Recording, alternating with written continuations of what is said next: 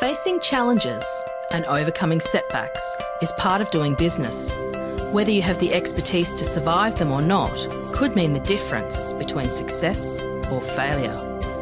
Welcome to We Are Women, featuring revealing conversations that provide invaluable insights into the success secrets of female masterminds. A must listen for every entrepreneurial woman. Now here's your host, Janeen Vosper. Hi, it's Janeen Vosper here, and welcome to this episode of the We Are Women podcast. Today with me, I have the lovely Beth Berghan. Now, Beth and I met a couple of years ago, and we've just been connected all of this time because I love getting her blogs with lots of great information. A little bit about Beth. Beth is an international life and business success coach and leadership consultant. Beth worked in the public sector for over 20 years, while concurrently owning and assisting in the daily operation of 3 successful small businesses, and has operated her own consultancy and coaching company, working nationally and internationally as a facilitator, coach, speaker, writer, and in business, and had the opportunity since 2007. I'm just exhausted reading that, Beth. It's amazing what you've been doing over that time. These experiences have provided Beth with a unique combined insight into and understanding the demands of an executive role and the challenges of all small business operators face daily. And we're just chatting about a few of the more recent challenges that businesses have. Beth challenges and encourages her clients to explore things from a different perspective. Her strong sense of self is reflected in the courage she shows while working with the clients, supporting them to make changes to themselves, their teams, and their organisation, which then flows on to the benefits of many levels. Welcome, Beth. You've had such an amazing career and working in different businesses and working full-time and running businesses.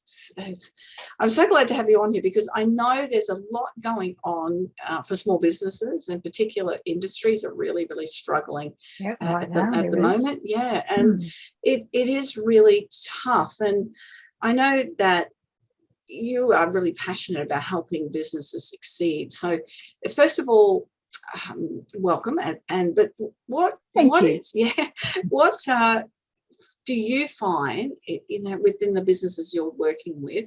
We'll talk about some of the struggles and then how possibly people can overcome those struggles.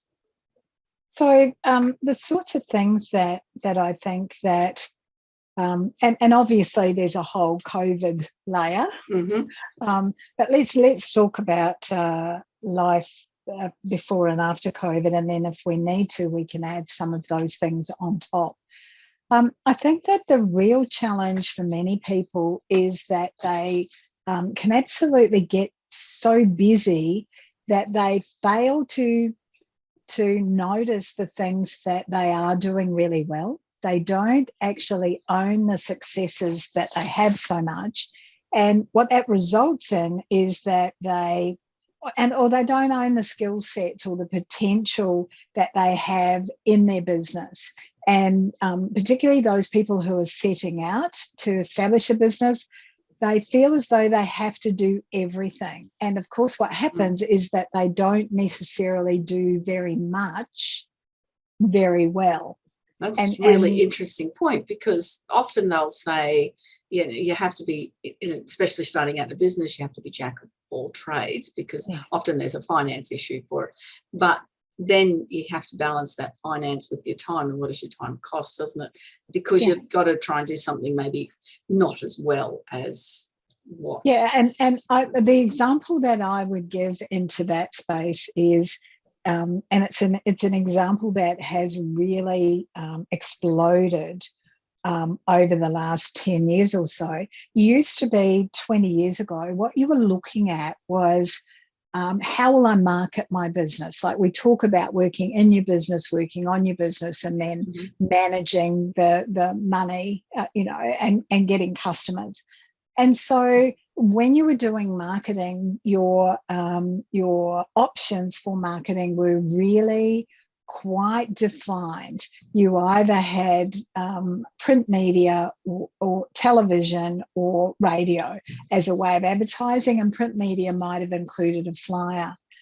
With the advent of social media, the demand on your time to be responding or letting your clients know, your existing and your prospective clients know what you're doing and what you might be offering that they could take advantage of, and how it addresses an issue that they have. All of that absolutely saps people's time. And there's a real science behind it. You know, understanding what the algorithms do, there's a real science behind it. So if you're not careful, something like that actually takes you away from where your skill set is, or where your passion sits, which is the very thing that you established the business for. That makes a lot of sense. You know, that somebody is good at a particular skill set, let's say a massage therapist, then rather than doing what they're good at, massaging, they then, and this stuff, other things are really important, but it does take time away. And you know what I find with my clients when it comes to like social media, it stresses them out a great deal, because they think I need to know how to do this. You know, and that's different than the word what.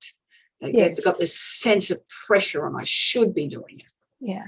And when you it's one of those things that when you know this much, you've actually learned enough to be really quite dangerous, and without realizing it, you may be negatively impacting on your business or your idea. So yeah, that's just one example. I think it's really like focus on the things that you can really manage and where your time is best spent, and look at bringing that team around you so that team supports you. Now, I understand that all of those things, you know, when you bring that team, let's use social media marketing as an example again, when you bring those people around you, they're going to cost some money. If you plan to spend that money in a ratio that suits how your business is growing, then that can be useful, and much more useful than trying to do it all yourself, because as we already said, it saps up your time. And that's a good point, that percentage of, you know, if I start to be successful, then, because, you know, unfortunately, we've all got to learn that very few businesses are overnight successes. They take about 3 years to really at least establish. So as you're working through things, then realizing, okay, I have made a bit of money here. I'm going to invest in somebody who can stay on the social media thing. Although for me, the theme is the accountant or the bookkeeper.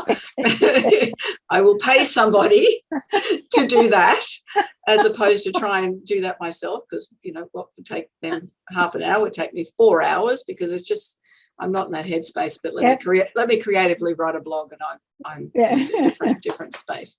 So yes, that. And doing it incrementally, I've got the word out right now, but in little steps. Let's go that way. So you know that when you can afford to pay for the social media person, or you can afford to pay for the bookkeeper, so that you're not trying to do it, but making sure that you build that. Because I think that's part of what people don't do. They try and hold on to, because as you said, they've learned a little bit about it now. So they try and hold on to it. They want to hold on to that. And I know with business clients that I work with, when they reach that point where they're able to let something like that go, it absolutely opens the space in their mind for other business possibilities, because they're working all the time with something that they're not actually confident with. So, you know, so much of their time and energy is soaked up to do something that they know they have to do, however, they're not particularly excited about. And, you know, and it actually can have a negative result on your energy levels. But I think also that just flows into, for some people when they're looking to establish a business, particularly let's use the massage therapist example from earlier. They might want to establish a business as a massage therapist. They've got a full-time or a part-time job over here.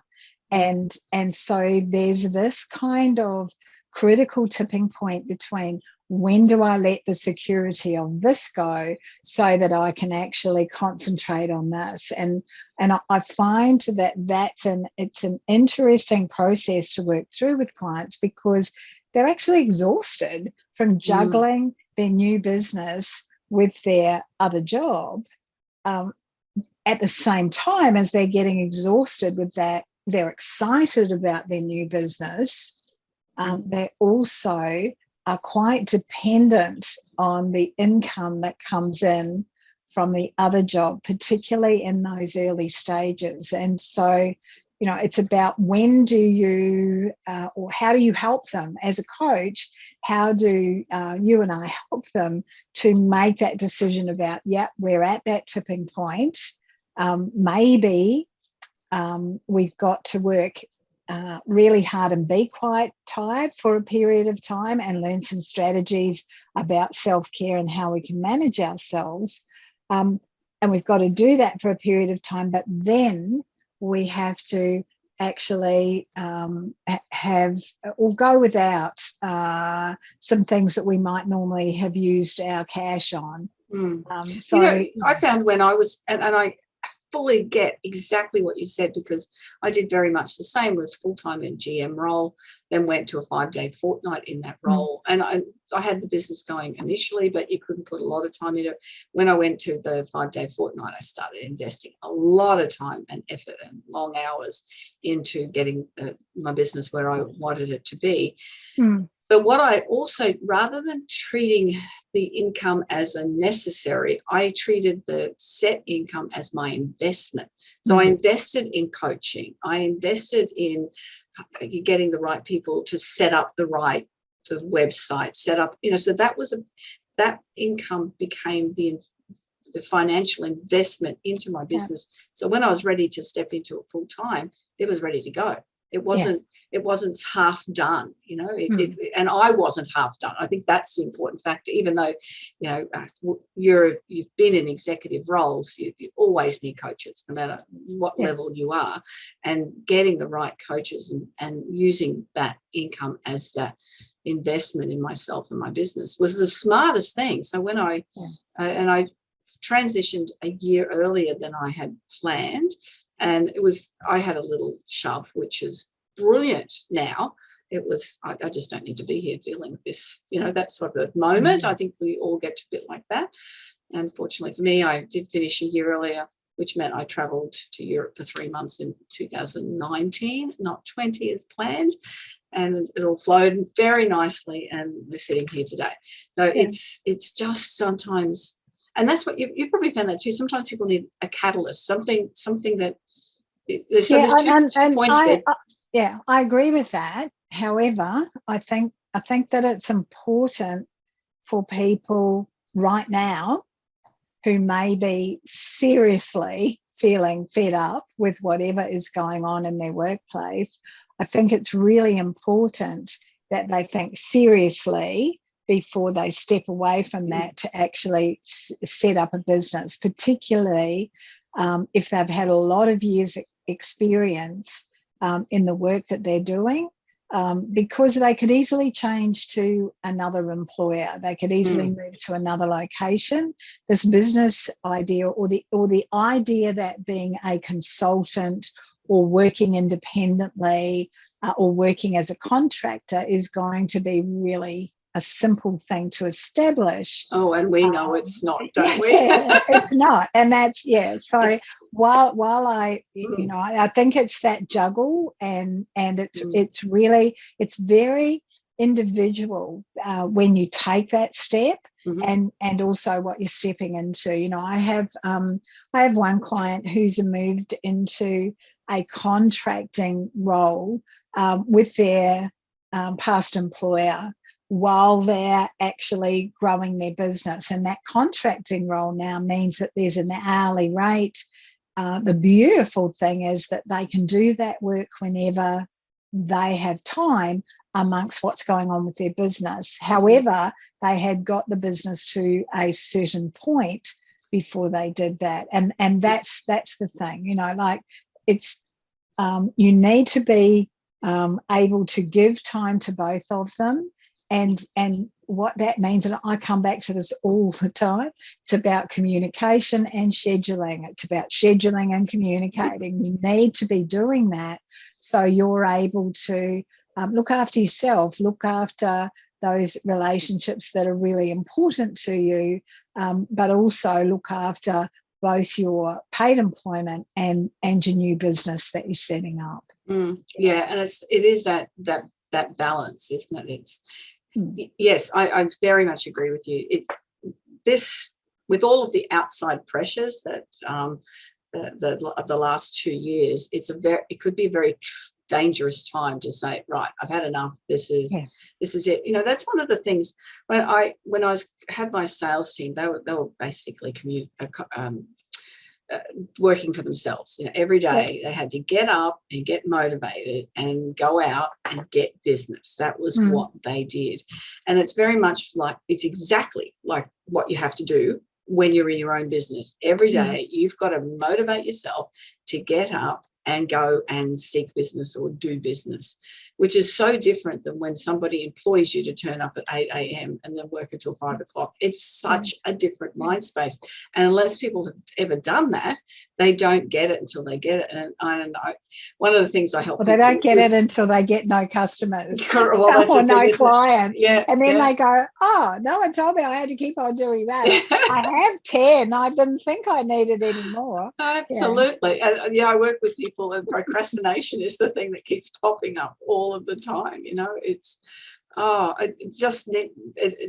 they need the focus or the you know, and we do a lot of goal setting and planning and things like that to overcome that, and because they then have something to focus on and work towards. I think too that you know, we've touched on this a little bit in the conversation that we're having, Janeen, which is that having that and I call it a harmony. I actually think that work-life balance is just a crock of shit, to be quite plain. And so I talk about what I call a harmony, and the harmony comes about, or the reason I call it a harmony is because when things are making, they can make different noises. You think about an orchestra, the instruments are making different noises, but they present a harmonious sound. So in our households, let's just imagine that we have you know, 2 people who are working and a couple of kids who need to get to school. You can't expect that day 1 is going to be the same as day 2 and day 3, and neither can you expect that week 1 is going to be the same as week 2. And so I talk to my clients a lot about how if you've got open, timely, and timely is the key word, open, timely communication, then it's not a matter of you needing to be at the airport in 25 minutes, the kids needing to be at school in 27 minutes, and your partner needing to be at the office in 32 minutes. You don't have those crisis kind of conversations that really create conflict and stress everybody out. So, you know, this managing your time, sitting down in advance, comparing diaries, overlaying it with what's going on for each of you and for the kids. You know, it's a whole new thing when your kids, like, they're going to school, there are school obligations.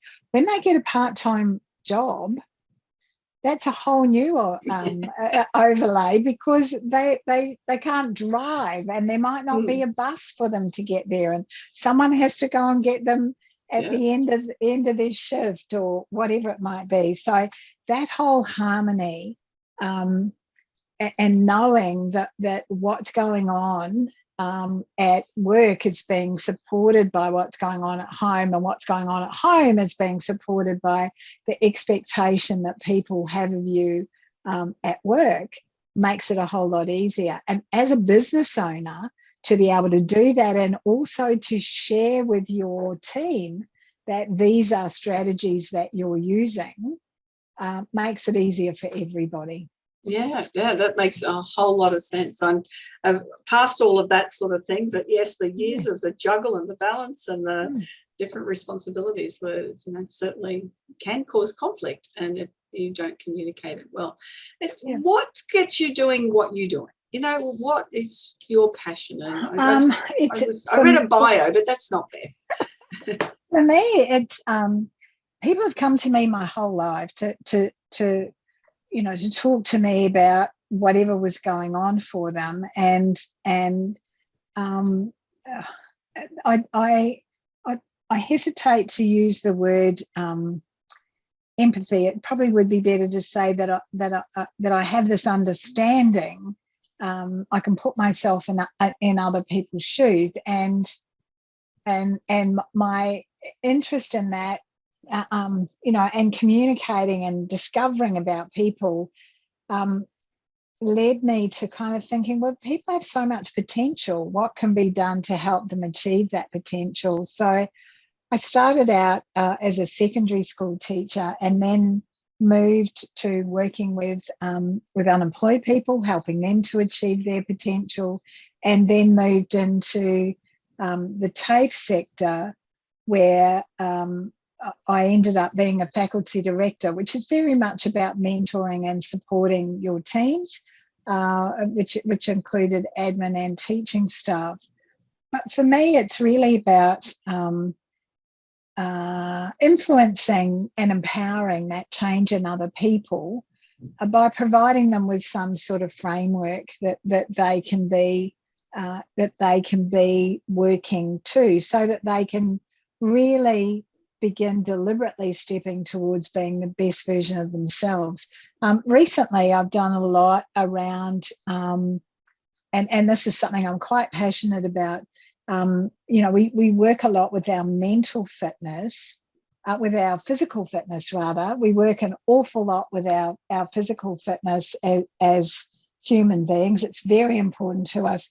We don't spend a lot of time thinking about our mental fitness, which is really our capacity to see the world realistically through a more positive lens. And so I've done a lot of additional training around that, and it's helping, and I'm working with a lot of clients using those techniques, and it's really helping of people to overcome things like anxiety and frustration and unhappiness, which moves them to being the best version of them, to achieving their potential. So, yeah. Yeah, that's such an important factor. And, the last 2 years have been extremely difficult situations. It's just unexpected that, if you had talked to us last February 2020 and said for the next 2 years you're going to be wearing masks, or people aren't going to be allowed to go some places, or you're going to be locked down, we would have just gone crazy. You're crazy. That's not going to happen here at all. And it has happened. So it has really affected business greatly, but it's affected people's mental health, and some people I've noticed have become extremely resilient, and I think most of us have. I just have to adapt, eventually get to that stage, don't you? You just have to deal with it. But I've seen others that have got, I'll use the word, a funk, and they just can't get and that's part of where that procrastination comes from as well. It's just, especially a lot of the clients I work with are in the health business. So, basically their businesses have been shut down by rules that are just made up. So they now can't have clients. So they've done, 20, 30 years of study to become an expert in a field. And so it's really that mental health for them, when they were the ones helping other people, now they're the ones that are in need of it. It's so important to be able to. Yeah.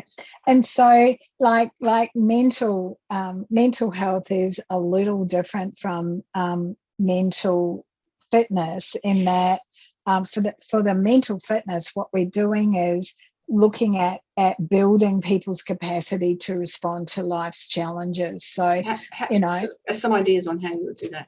So it's really about identifying what are the behaviours that we have that may be sabotaging us. Where does our thinking go to? So it's about helping you to respond to life's challenges with that positive mindset rather than that negative mindset. So it's about building that mental muscle so that you're able to improve your performance. You're able to look at things, and no one expects, like, it's never about, and you know this, when we talk about taking a positive approach to things or having a positive mindset, it's not about ignoring all of the real things that are happening or the negative things. It's about building your mental muscles so that you bounce back from that quicker. You're still acknowledging, oh, look what happened over there. And then learning a series of very simple processes that shift you into what's called a sage perspective, which is looking at things from a position of curiosity, looking at things from a position of taking action, looking at things from a position of being a little kind to yourself rather than being hard on yourself, those kinds of things, so that you're able to influence what the outcome is. COVID has been the perfect example for many of us of, okay, how do we actually cope? And I was doing a webinar once early in 2020 about exactly this for a whole bunch of teacher aides from throughout Australia. And, one of them said to me, what do I do? My teenager just won't get off their screens. And what it comes down to is that it's a whole new set of circumstances. People are being impacted in different ways. So we need to have the ability to, while we give people some leeway, we've still got to have our boundaries in place, but maybe as a family or as a group of people, either working together or living together, we need to sort of not reinvent, but renegotiate what the ground rules are. And what I said to this woman was, are there some things that you need doing? Are there some things that can be done together? Have they completed all their work? Set some guidelines in place so that, okay, when you've done this, this, this, and this, and I can see that you've done that, then I'm happy for you to have whatever screen time you need to have. It comes down to, and you would know this as a parent, there are some battles you want to fight and there are others that you just go, well, does that, that's not important. No, I really get that. We had a visitor here this morning. I was chatting to him. He's a relief school teacher. And his daughter said, oh my gosh, we've got 2 extra weeks. What are we going to do? And it's just, and he said, plan your day. So the kids need that structure. So between the normal 9 and 10, it's maths, it's 10s, we're doing some artwork and structure out the day. And she called back and said, it's all working really well. Like, she was using that throughout the holidays also. And it's that, okay, then this is the free time. But it's this negotiation, this communication, it flows on to the family, but it's such an important factor in workplaces. I've worked in workplaces where communication just let things down, and particularly when people, different groups of people have different agendas in the workplace and different focuses of what they believe is important in their goals. It's the same deal, isn't it? But it's flowing onto the workplace and having to adapt. I think too, for women, like, what really interested me as an observation, and I need to preface this by saying that I've tried really hard not to watch the news or to read a whole lot about COVID, because I have a personal view that a lot of that is very biased, and it's fear-based, and yeah, so I choose not to. But what I noticed was that very often it was the women who appeared to be doing the homeschooling, even though perhaps both partners were at home, or both parents were at home. And I think that when, whether it's a job that you have or whether you are establishing your own business, that walking the line for women between emotions and logic, and what we see as being these traditional female roles, you're shifting from heart to head and heart to head all the time. And you need to make sure that you're actually, again, achieving that harmony, because it can be a really tough line to walk. It also means that often, if we extrapolate that out to how that might be demonstrated in your own business or in the workplace, often women, or some women, and I notice this more in small business owners, some women put up with a whole lot more from their employees than they should, because they want people to like them. They don't want to have those difficult conversations about performance or about attitude or whatever it might be. So they put up with stuff. So, they haven't got really firmly established boundaries. The other option is that they are real hard ass.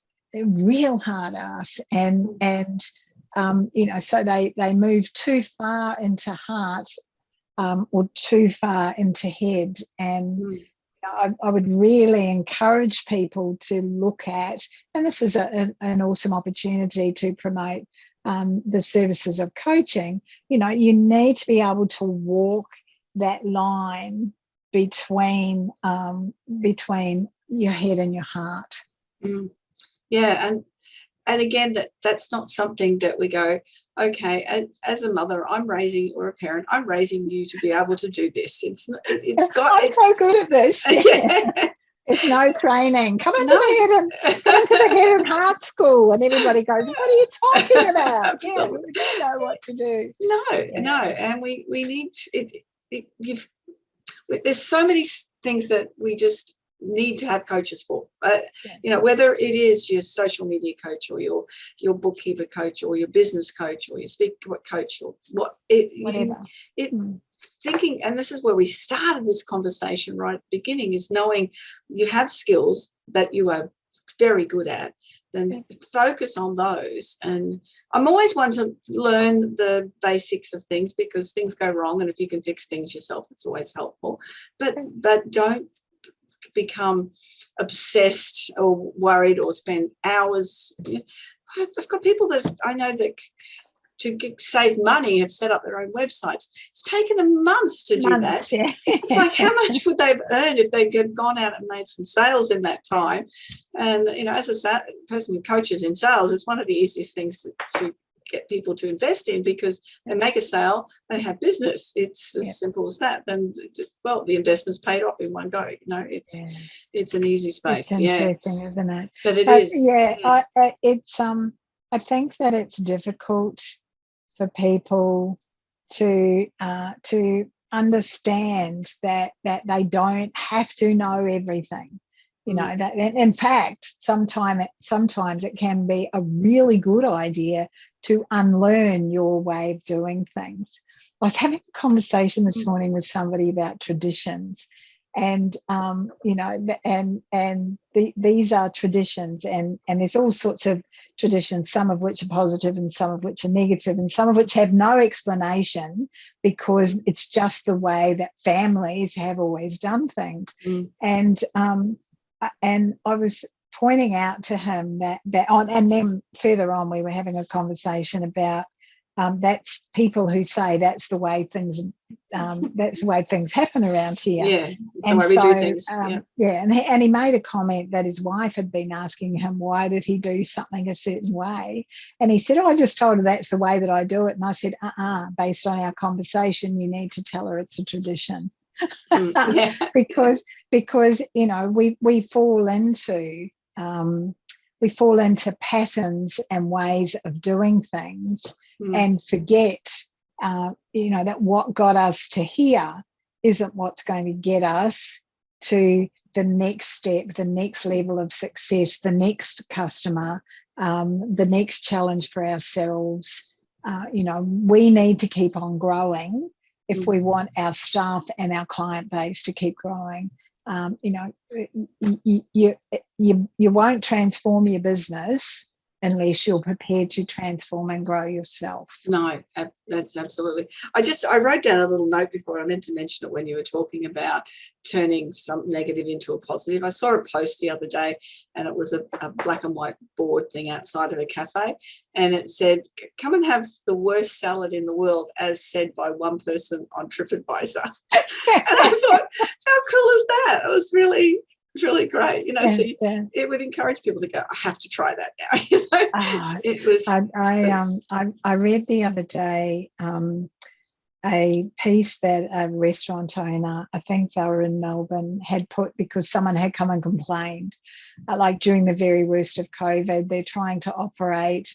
They've got hardly any staff. They're doing the best they can, and this person complained, and it was kind of wonderful because the restaurant owner had obviously decided, you know what, I've had enough. And just kind of went, hey, show some understanding, show some compassion. We were doing the best that we could. Nobody else complained. You could have left if and you kind of think, how much time does it take for us? How much time does it take away from good, positive actions that we can be taking to grow ourselves and or to grow our businesses if what we're worried about all the time is what everybody else is thinking? That's a good note to and you would know as a salesperson that the latest figure I was aware of, you can please update this, is that people are 11 times more likely to complain than they are to say something positive.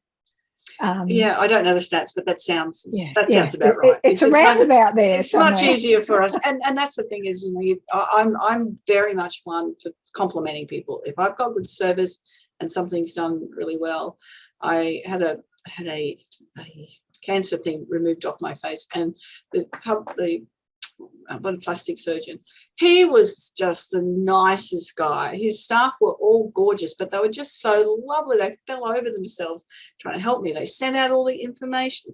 It was the best service I've ever had from anyone. So I was quite happy to tell everyone about it because it was absolutely amazing. So if you get good service, you tell people about it. So it's important. Yeah, sound's dropping out there. Is that Beth? I noticed you're putting your headset on. Yeah, I can't hear your voice now. So headset's going on. Yeah, I can hear you now. I can hear you now, I think. I can hear you. Yes. Yeah, very good. I apologise for that. I'm not quite sure what happened. It just let me know that my system, which is fully charged up, had come off Zoom. So okay, we're all good. Actually, we're up to takeaway points. So we always end up with 3 takeaway points from all of the things we talked about. But anything particularly you want people to pay attention to, listeners? I think it's about coming back to some of the things that we've already said. So the first one is really big. Oh, the sound's dropped out again. I can see the lips moving, but there we go. I can hear you now. Excuse me.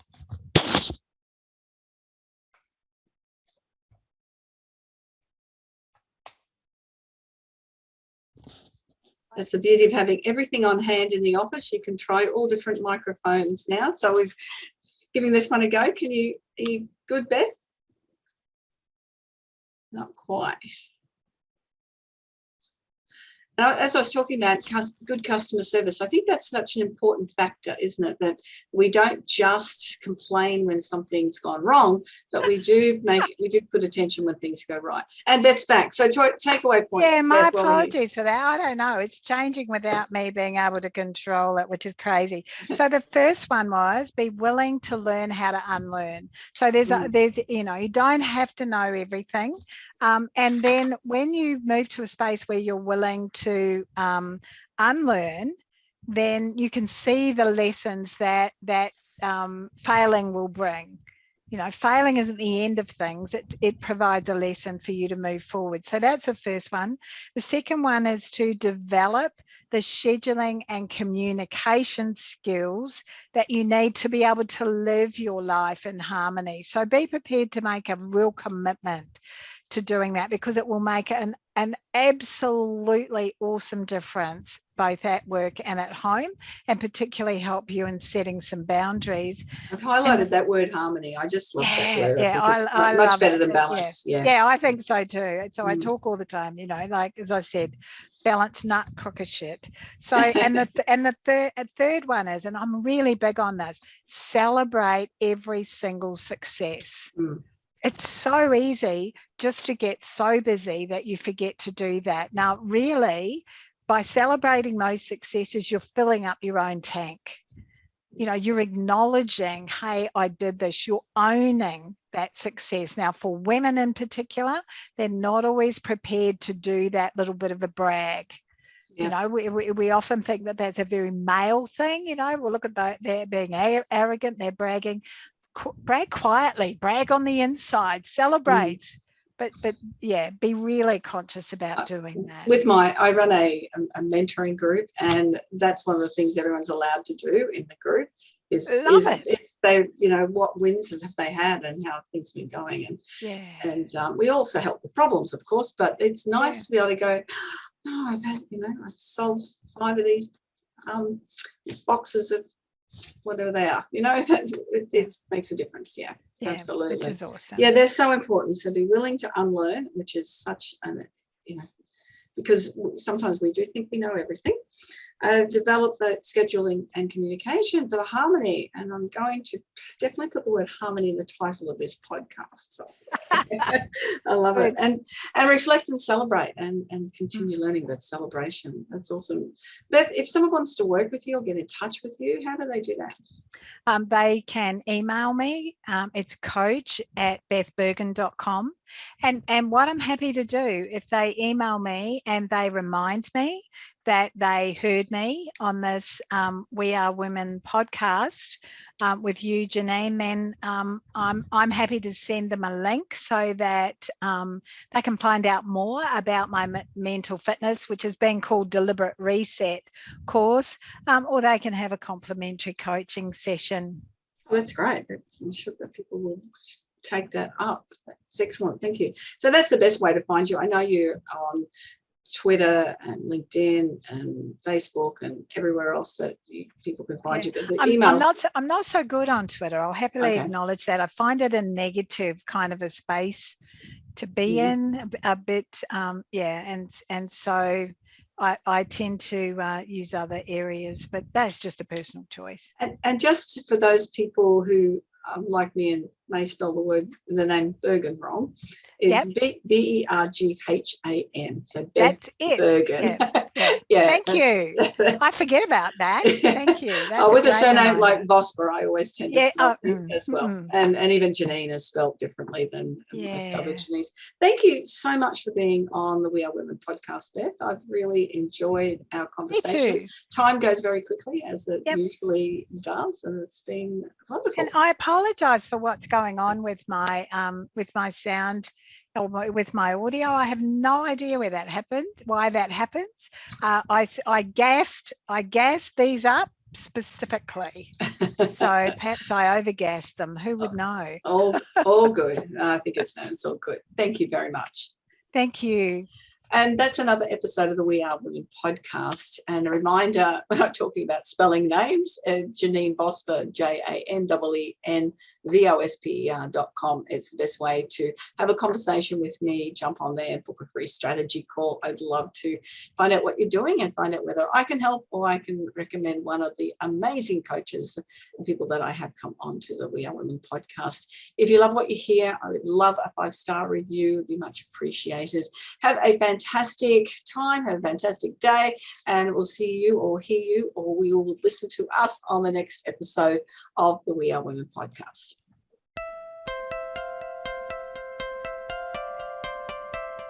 So, do you feel stuck in a rut in business?